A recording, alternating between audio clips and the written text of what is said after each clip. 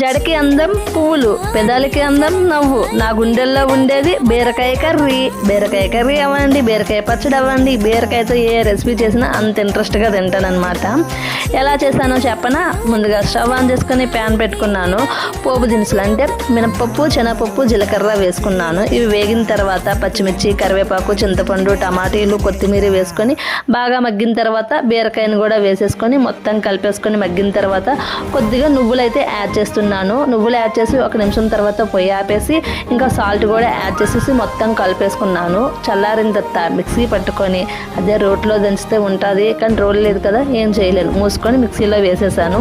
వేసుకొని పచ్చనికి కొద్దిగా పోపు తగిలించామనుకోండి సూపర్గా ఉంటుంది. ఇలా పోపు వేసిన తర్వాత పచ్చి ఉల్లిపాయలు కోసి వేసి కలిపి అన్నంలో పెట్టుకొని కాస్త నెయ్యి తగిలించి తింటే సూపర్గా ఉంటుంది. చెప్తుంటే నోరు ఊరుతుందా? అయితే ట్రై చేయండి. ఒక చిన్న లైక్ ఇచ్చి సబ్స్క్రైబ్ చేసుకోండి.